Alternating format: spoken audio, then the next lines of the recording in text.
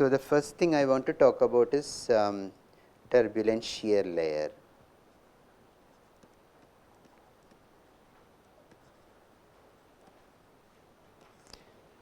So, we are going to give up our governing equations completely, okay, and we are just going to look at how does actually turbulent flow look like, okay, if it is near a wall, and whether that information give us some lead towards solving flow in a pipe. That is stuff. So, what I have is a wall, a plain wall, okay, and there is a fluid that is flowing on top of it. I am not saying what is on the other side, I am assuming that the other side actually goes to infinity. If you look at the velocity profile, it is going to look something like that, okay, and it will go to wherever it wants to, where whatever the profile that is at far away or from at infinity. We are interested in a region where the velocity profile is affected by the plate. So, you can imagine that the fluid, when it is near the region very close to the plate, should experience that friction by the plate a lot, but when if you go infinitely far from that plate, then the fluid should not see, whatever effect that you see should be independent of the plate.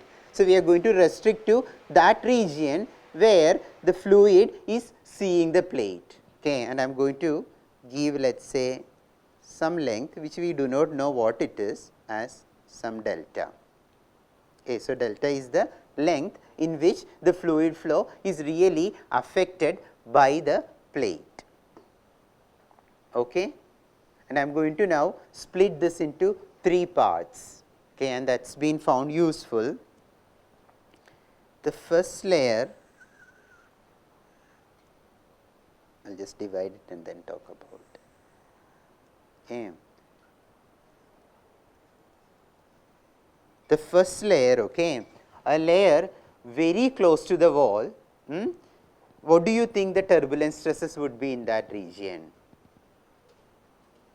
It would be almost negligible, because the viscous action will be very strong, okay, because the solid is giving a lot of friction to the fluid flow. So, that is the region where the viscous stresses will be much larger than the turbulent stresses, okay. So, this region is where tau, let us say, viscous is much larger than the tau turbulent stresses, and we call that layer wall layer or viscous layer.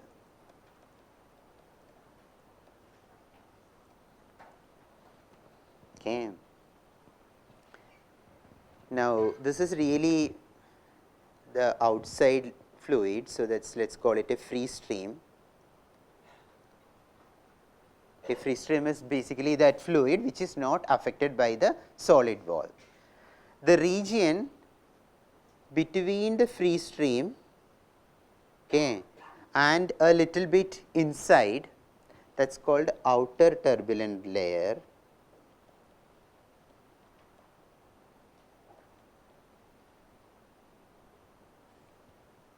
Okay, and in between you call something as overlap layer. So, why I am writing down it as 3 different layers is because the laws that govern the fluid. So, let me talk about this first. So, in the wall layer we found that tau viscous is much larger than tau turbulent. Okay. How about outer turbulent layer? It will be exactly the opposite. Tau turbulent will be much larger than tau viscous. So, in the outer turbulent layer you will have tau turbulent will be much larger than tau viscous. In overlap layer, tau turbulent will be similar to tau viscous. So, that is actually the difference between these 3 layers. Okay. We are saying that if you are looking at turbulent flow, we need to worry about viscous stresses and turbulent stresses. Very close to the wall, viscous action will be so strong, turbulent stresses will be small compared to viscous stresses. So, you have a wall layer, but if you go sufficiently far from the wall, then you will have turbulent stresses being large. So, turbulent stresses will be larger than the viscous stresses, and in between there may be a region where the viscous stresses and turbulent stresses will be of a similar nature. And why I am talking about these things is because now you know that in the governing equation, which actually contains the viscous stresses and turbulent stresses, depending upon which one is important or which one is more, you will get different solutions. So, in the wall layer, you are going to get some profile. In the outer turbulent layer, you are going to get some other profile. In between, you are going to get something else, and so on. Is that clear? Yeah.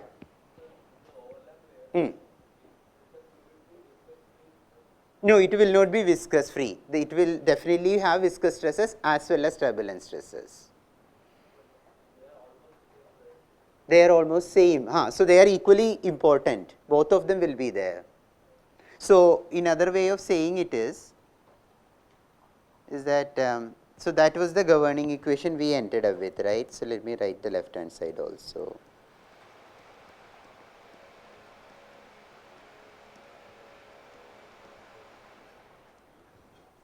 Right, that was the governing equation. If I am solving for the wall layer or viscous layer, what this in this equation, what all terms can I put to 0?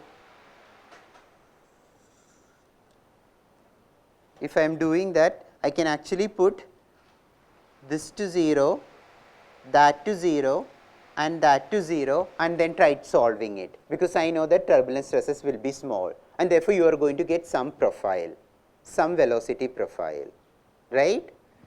Now, this must be undo.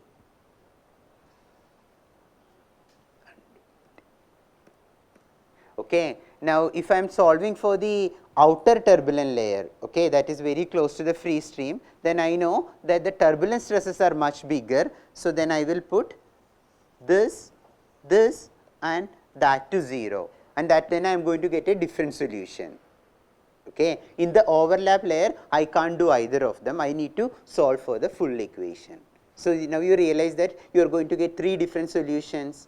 Okay. So, that is why we are actually dividing it into 3 different parts, and that is convenient, because we anyway do not know how to solve the full thing, that is why.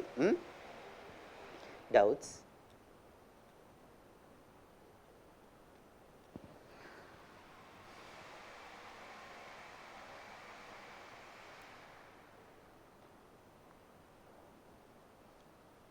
So, we are primarily going to depend upon experimental results and dimensional analysis.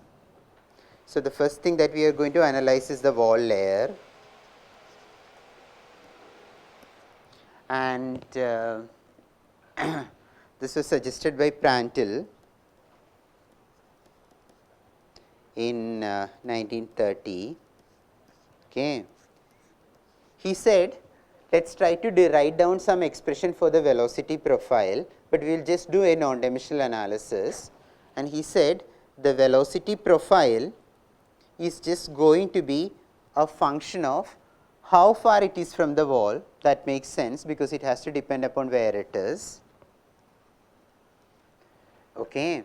And instead of talking about how you are driving the flow, we will talk about a wall shear stress. So, you remember we talked about wall shear stress, we connected the wall shear stress to pressure drop and so on. So, instead of talking about what is driving the flow, we will really talk about what is the force that is acting on the wall.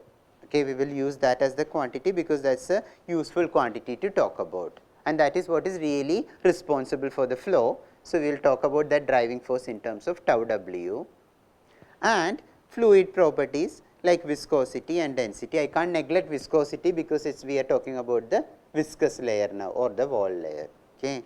So, this is what actually he experimentally found also. So, he says that there should therefore exist some relation connecting these quantities.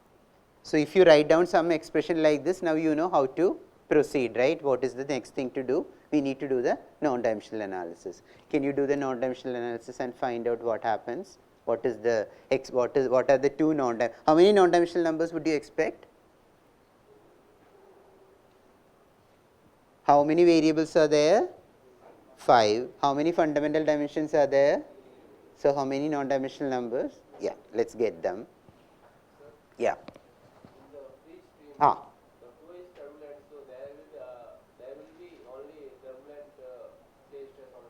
Yes. viscous stresses will be, so you are talking about free stream, right? Yeah, yeah. Same as the third layer outer. That's right. It will be very close to what's happening in the outer turbulent layer.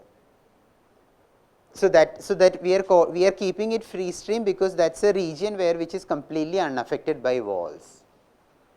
So for example, if it was a uniform flow that's coming, okay, we would say that free stream is basically uniform. It will not see the wall. But in the outer turbulent layer, you will still see the wall because that's a region where things are changing from the overlap to the completely uniform regime. So there will be some region where we could expect that the turbulent stresses are much larger, but still it is affected by the wall. Yeah.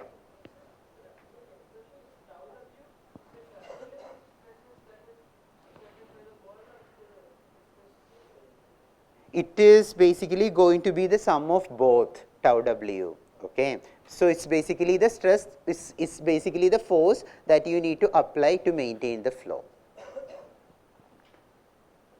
Though in this, so by this analysis already tells you that when you talk about just tau w, we will be able to talk about only a viscous contribution to that, because tau turbulent will be much smaller there.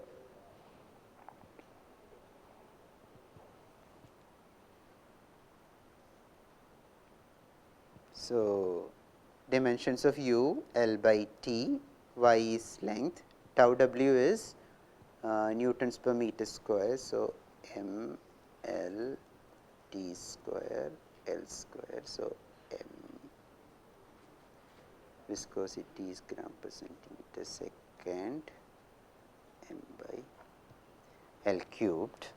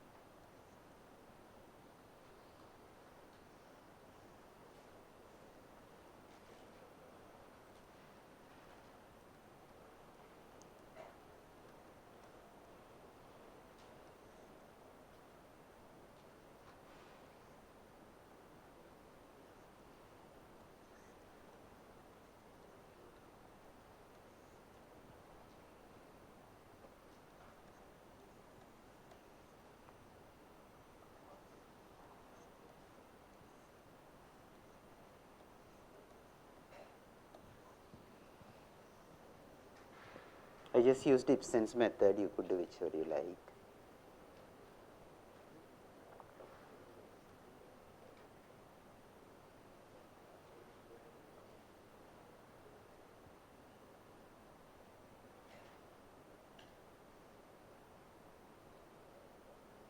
You could end up with some other combinations of these two quantities that I have written based on what method you have done.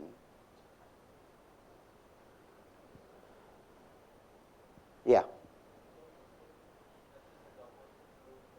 Yes.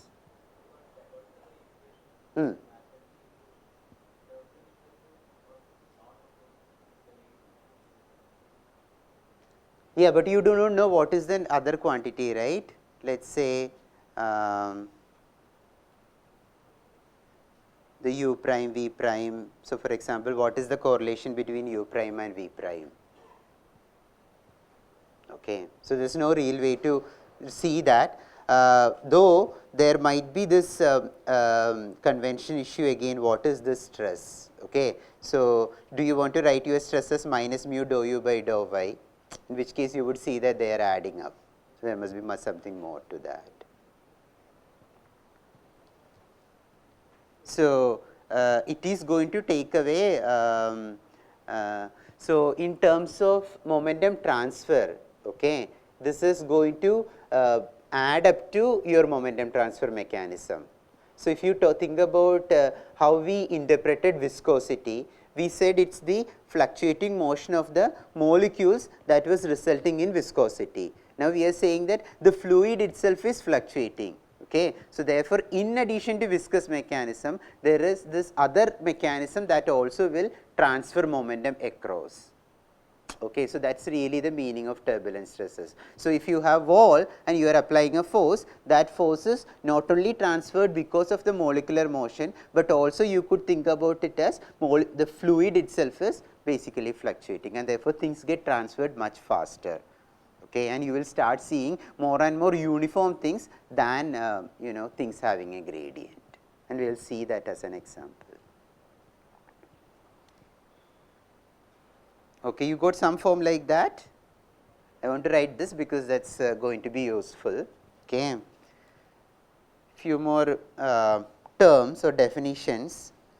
Root of tau w by rho, okay, which is really a measure of shear stress on the wall, is known as friction velocity, and you typically represented it as u star.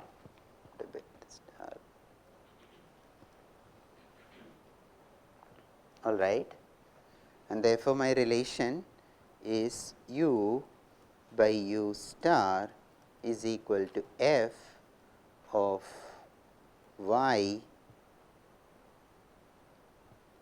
rho u star by mu.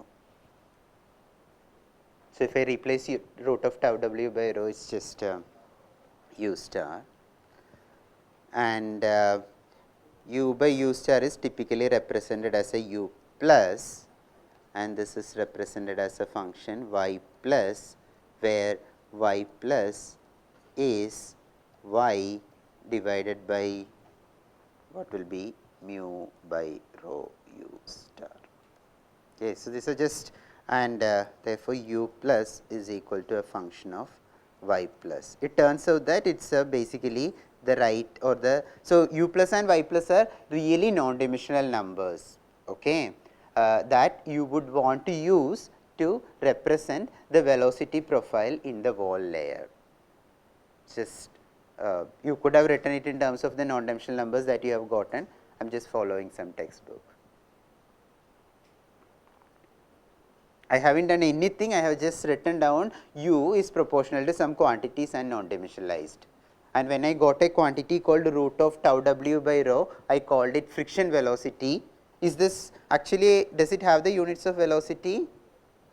You could verify that, foot stress divided by density and square root of it.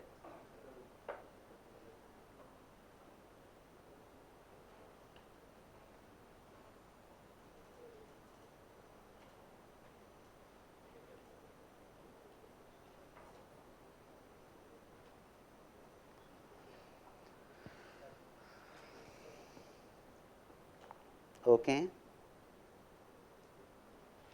Should I explain anything again? Should I go through again?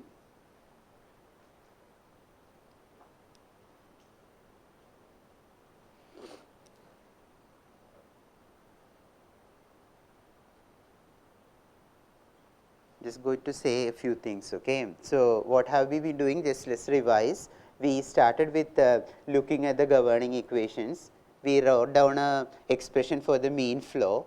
We realized that the mean flow governing equations now not only contains viscous stresses, but it also contains turbulent stresses, and therefore, we need some sort of a constitutive relation for turbulent stresses, which we do not know. Okay, and therefore, we are leaving it at that point and then trying to do something simpler.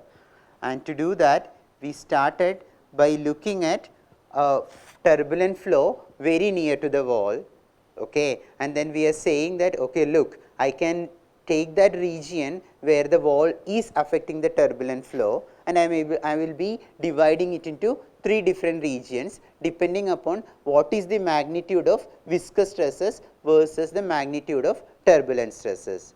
That helps me to identify 3 regions. One region in which tau viscous is much larger, in the other region tau turbulent is much larger, and in between they are of comparable magnitude, and depending upon which one is more or less, you are going to get different solutions.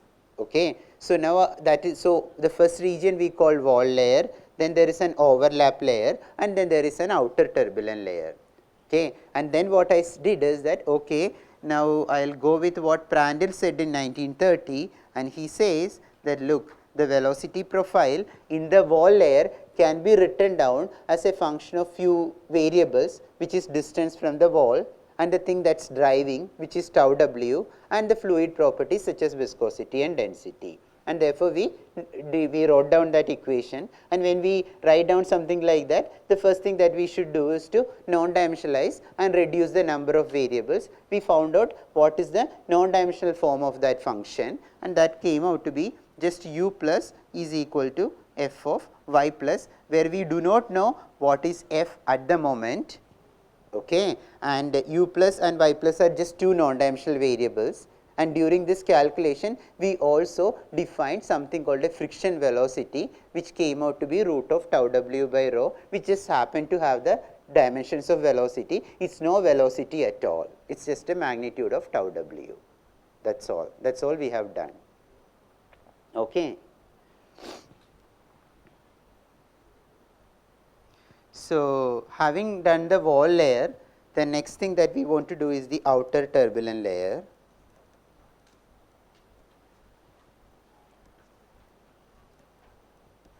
And for that,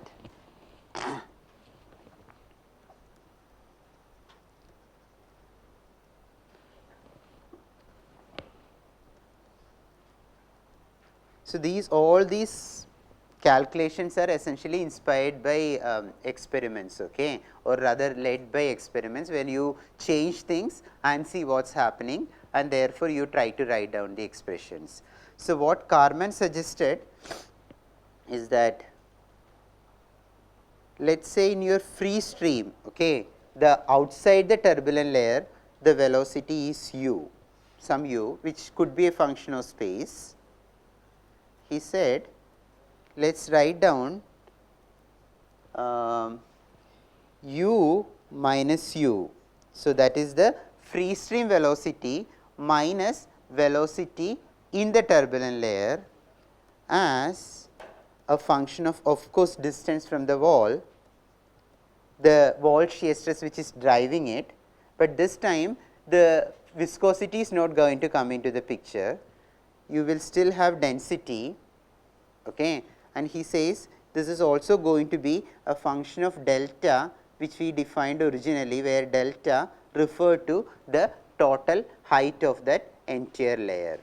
Okay. So, this is now if you ask me why he wrote down that, one can only say that it has been seen in experiments, and therefore, you are writing down. I do not have any more explanation to that. Okay. So, he suggested that these are the quantities that seem to be dependent on the u minus u, okay, the free stream velocity minus turbulent velocity is a function of few other things, and therefore, you could again non-dimensionalize and try to write down a non-dimensional expression for the outer turbulent layer. Can you do that? So, u is the velocity of the fluid that is outside this entire layer that we are considering, okay, and small u is the velocity in that layer. So, we are really finding out what is the difference of that layer compared to the outside layer. So, it is just that difference, and I do not think it would make any difference if you were to write it in terms of u, but it is convenient to, or this is the way he suggested so. And therefore, this is called a defect law. In fact, I mean, you know, basically it's how much is that difference. We'll see that, yeah.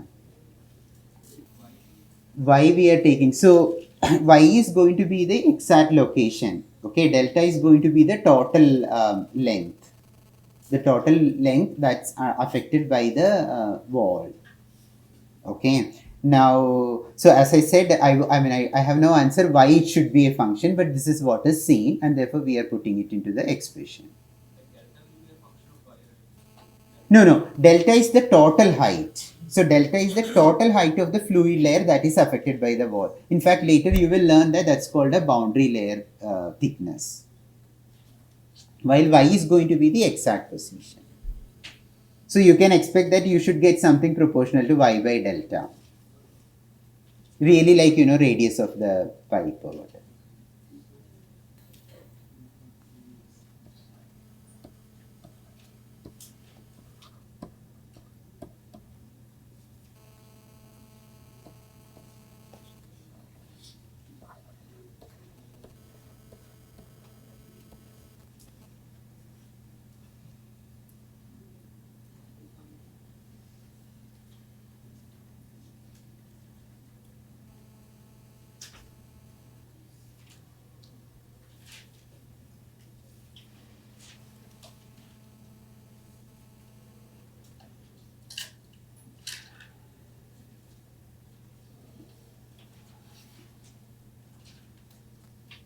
So you will get something like this, just u by u star, u minus u by u star is a function of y by delta. Okay, y by delta is the only other parameter that's going to come. So this expression u plus is equal to is a function of y plus is called as wall law, and this is called a defect law or defect law.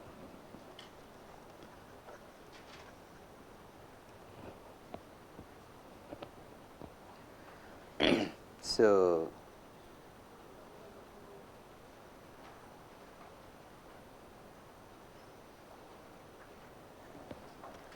this is the region where wall law is applicable. That's the region where we have the defect law applicable. Okay, and therefore this region which I am shading as blue should be a place where things change from this blue to the green. Okay, so the expression that should be applicable in the overlap layer should be an expression which smoothly changes from the wall law to the defect law. Okay, so that's the way it was interpreted, and therefore people were actually able to derive an expression for overlap layer, some expression that will match with these two regimes. Okay, so I am talking about something in between, where if I say that if my y is very small, then it should be like my wall layer. If my y is very large, it should be my defect layer. So what could be something in between? Okay, we don't derive it, we are just gonna take the result and proceed. I'll write down. So this was actually done in 1937 by Millikan, and he said if you write u by u star is equal to 1 over k ln y u star divided by nu plus b, this is the so called overlap law. This overlap law will smoothly merge into the wall law and the defect law. Okay. Now, what is nu?